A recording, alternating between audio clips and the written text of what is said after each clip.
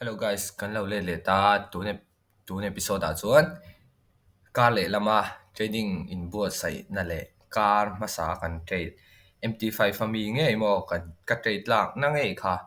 kan en ho zoi no ni kan thria thewang in car masa lama han momentum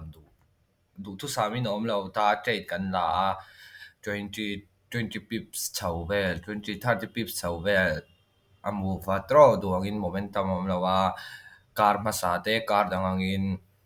trade ideal trade kha om vak lo tani apoi lawa kar le lama hian tung kar lo om tur thar hemi a hian trading opportunity thaum ka be se ya chuan jon chart ang lut ma lang mo dxy hi han en tai la enge tuna hian ka bu kan jon dxy a jon daily a hian bullish order flow nei hal phota ni mo chu chu kan chin chi ngai bullish order flow nei a chuan enge nei dang target tur an em nei target tur dang kan nei khoila nge ta relative equal loss kan nei tero I mean lo se timula relative equal high kan hmong hian ta double top kan nei ta chu chu hei target buy side liquidity tin kan zia kanga indu le in lo note down thainga chuan chu hemi target achieve tur hian engtin nge price kan be sai theng ti kha zonom le tani first of all a chuan ta reversal kan nei na ma sabera hian heta bearish fair value gap hian ala hold tero a hold ta bearish fair value gap danga create le a hold zo to la bullish fair value gap aro create ta first sign of reversal kan nei tani tero ta change of character oma pullback a higher price action kan nei a chuan nge kan nei order block kan nei a order block a ron pullback le a higher price action kan nei le tani chuan nge tuna kan be sei le thei kan ti chuan daily hi han en tai la uluk dawin daily a hian tain order block kan nei ta order block le fair value gap kan nei bok ta ni hemi hi ani mai ta dxy a chuan higher price action kan be sei theina an hmong hian kar le lama ka be se a kar le lama hemi fair value gap a pullback se a higher price action hemi buy side liquidity target hian enza percent nge 1% variant ta kan target hi achieve thei mai ka ringa chu ni deuh mai ta dxy chuan kan hmong khan dxy kan bullish a hemi dxy ka zonga pair euro usd gbp usd xau usd etc anga khan sales opportunity kan song do tina ni chu chuan a top thleng hak ro a top pa khan ka trade kha kan en ho donia indu le skip pula technical analysis ka mo lo inti chuan a top pa khan ka trade kha kan en sin ho don dai chu chuan euro usd an le ang euro usd a po chu tiang tho ta karma sama salea weekly a imbalance kan nei ta tro a retrace le ta sales kan nei le ta pullback a chuan he pullback na kan ti chuan fair value gap heta jong create ve lo dxy chuan a create a tro chuan ta order block a kan pullback a chuan kan huang hian target first target pola hit lo ni dxy hi kan huang hian en taila tro hemi high hi la to kan pullback a continue thei to euro usd hi kan huang hian hemi high hi hemi low hi lo thati mula hemi low ila la lo ta ni chete in chu wang chuan chete in a strong bet in chu euro usd chu dxu xau usd la ka mo chuan kan huang hian gbp usd a chuan hei ka in ngai vak lawa lui thoma lo ni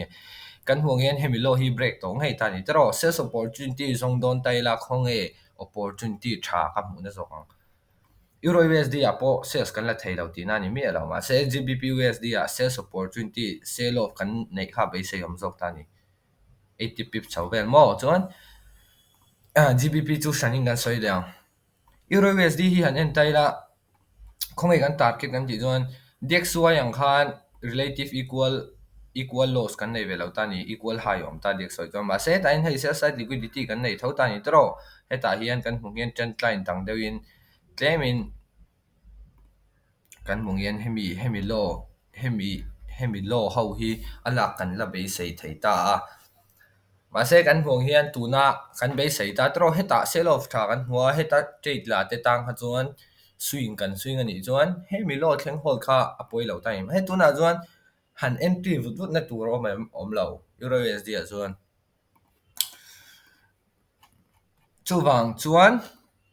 lower time frame opportunity thazok te han open se chuan tuna hian lower time frame hi han en taila karma sa trade om dan chu atopa kan soi ngan ti hatuna chuan kar le in bo sai dan tur chau ka soi phoda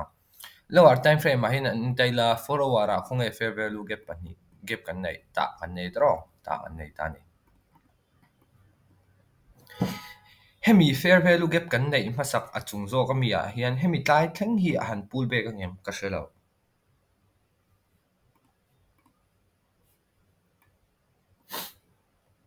most likely mo ka shelo hemi thleng hi an pullback ngem ma se cái soi tong han hemi thleng hi an pullback ani chuan hemi high te po hi la lang chan som mo hemi high te po ka kha chu enge lo thleng se dxy hi en tau la dxy hi poimo ve ta ta chuan dxy in a react na zona han kan lo react pui ha poimo ta ni euro usd hi ngan nei zo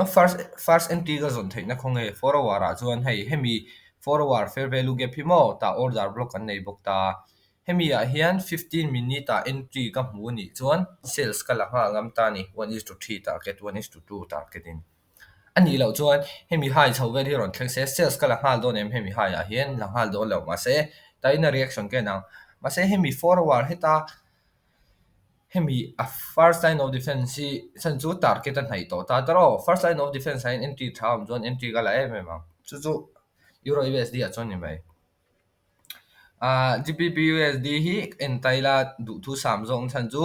alo kan break to a chuan enge impact tel fair value gap a create atro hemi fair value gap hi create hi tiang la hian kan ziak lok anga lo ha zoi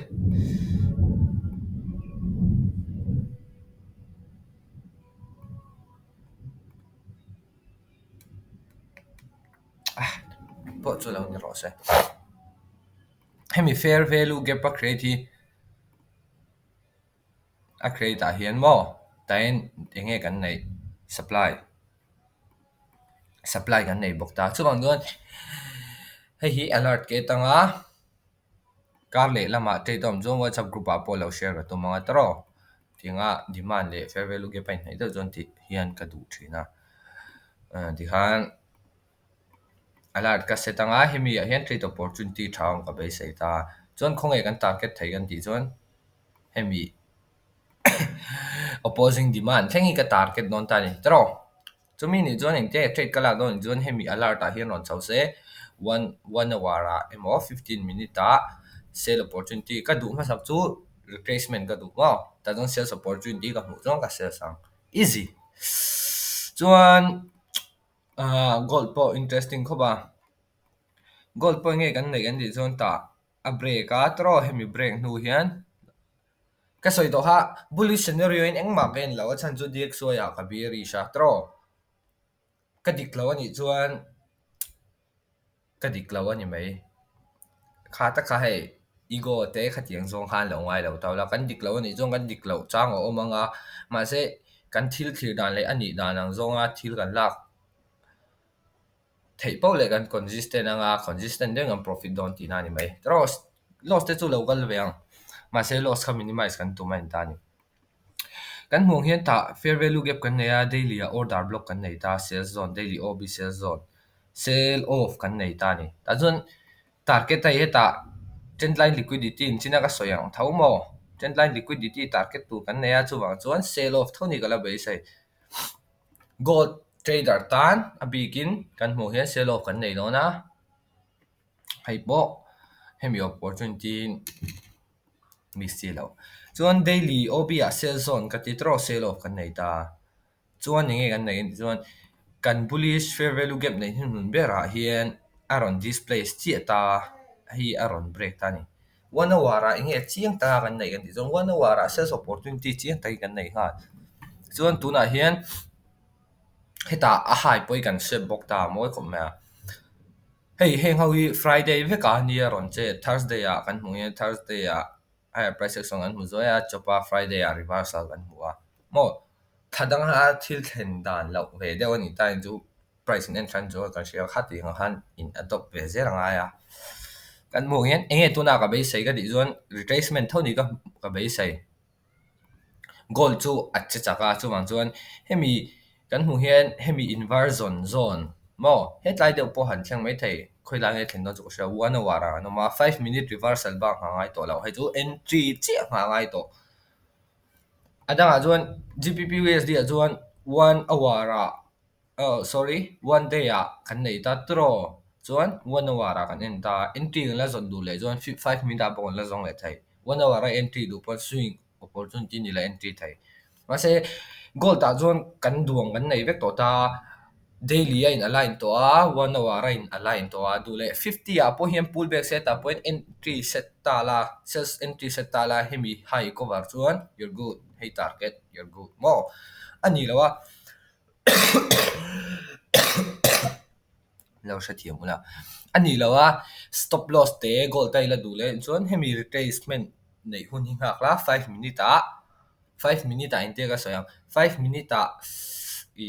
liquidity swap a entry tu manga 5 minute a tianga pullback a entry tum to lawang 5 minute a break a entry ngei tur tianga ni to chuan mo ha chu a complicate into me thema se chu tianga complicated tu po ani chuang lo ani tuna chuan kam kan hmuang hian EU hi ka take na sa bera karma sa EU a hian sales kala GBP vera hian kala lo kha poi ka ti khop mai ka en ngai lo ka ti kha ka te tak tak hi chuan EU ba hi ka en ngai lo chan chu hei ti ti chuan ti hian no ma ti hei in event chu ka shao ka chu tiang han ka buai chin ve deuh ta ni chu a se hem te pathum diek so EU le GBP hi chu nge ke ma po improvement atan lo en zel ka lo tu ma a tro chuan khang zong khan ni deuh mai ta pe dang le eng lo ve li chu kan en vak lo nga chuan ma se nifty enjoy ka dun chan chu ka soi kha future sa in le ka tuma kai po future sa in le ka tuma futures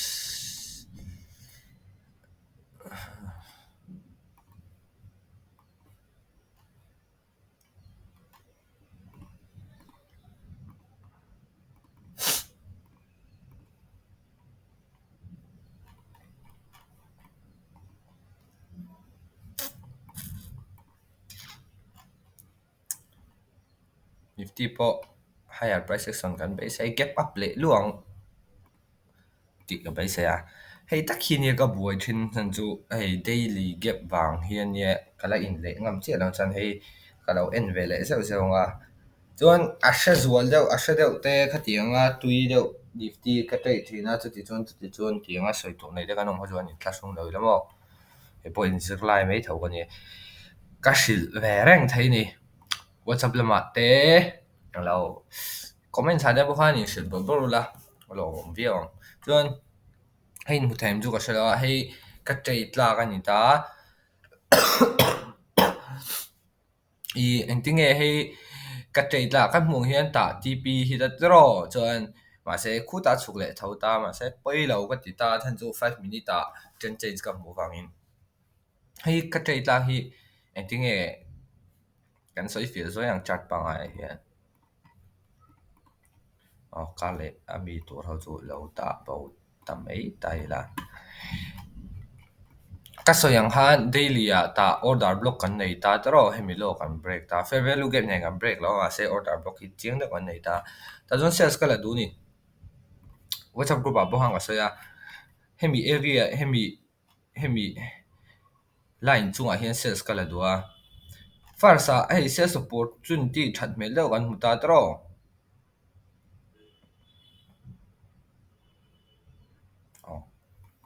Tuesday a sales opportunity that mel lo kan mu ta ma se kan hmung hian heta sell off kan nei a me lo sa thiam la zingdar thum ani hei New Year ka a hai kan la le dei si da ni hei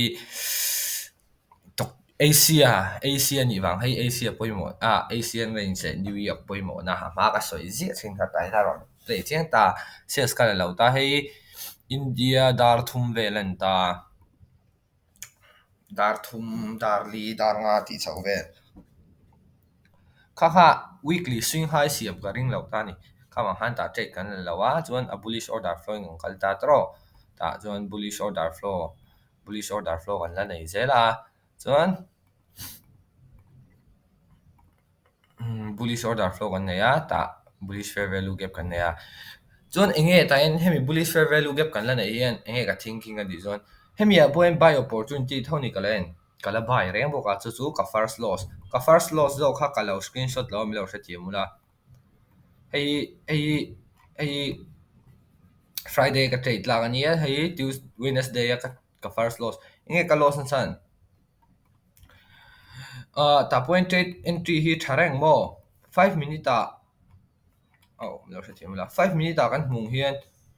liquidity swap kan nei ta tro liquidity swap kan nei a chuan hei eng hun nge London mo kha khang zel kha poi mo London kan nei ta liquidity swap hei hi a hai ania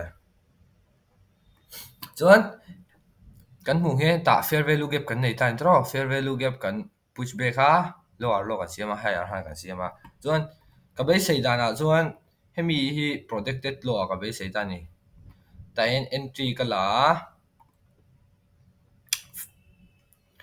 hetain stop loss ka da ni hemi swing low ka soi kha lower time frame man to a stop loss te lu tu kha da lo tur mo swing low chuan hei ka first target an ta first target hi 1:2 tling lo hre ta chuan second target enge 1:3 lo hre thiam ta la 1:3 kha kha an ta hei target an ta tro ma se nge kan nei kan pusha chuan stop loss aron hit tang nge ta ka ha ne chuan ka winning trade zo kan en be le ka stop loss ka khoi lai nge hei tro thil re nei poi mo zu ka stop loss a hi chuan trade kha aim reversal tur ani chu chu nge om ji ani chuan ka stop loss a trade chuan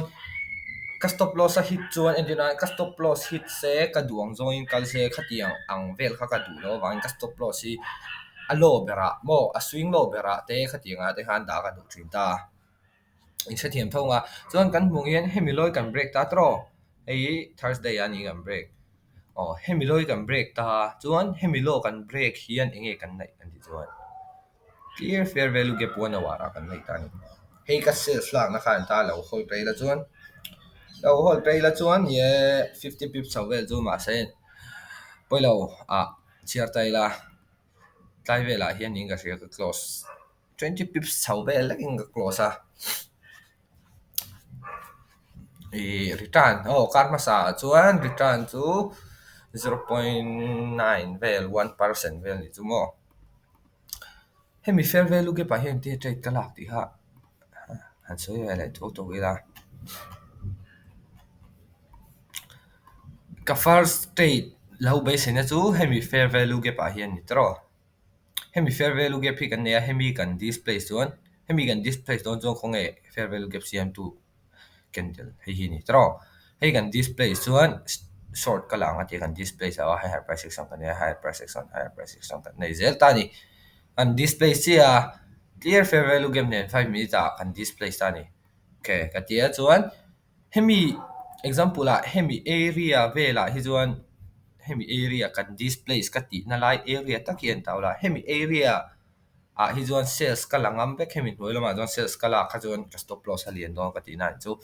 hemi hi chu tak chu break po hian entry poi ka ti lo ta tro ma se aron pool rang deu na ron pool vek la okay ka ti chuan rang deu na ron pool vek ka entry ha tlai vela hian ni ka ria stop loss hemi high cover a chuan stop loss hemi high kha cover a ka out na kha hemi hi ni ka ria chuan en sang e 1:1.9 ngati nge ka out chan di ha soi le no ni ani velem ka out na kha 10750 ti ve 050 10705 tlai vel helai vel hi ni ka out na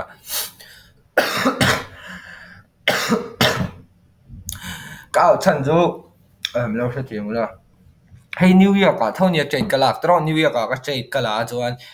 hemi zana en kameng reya ka trade la ha kameng char chara chuan kan hmung hian 5 minute jing dar nga vel ni hemi 5 minute hian clear changing character kan hmu tro bullish character khami ka hmu vele khan trade ka close ta ni kha ta ka hei trade lo eng lo en te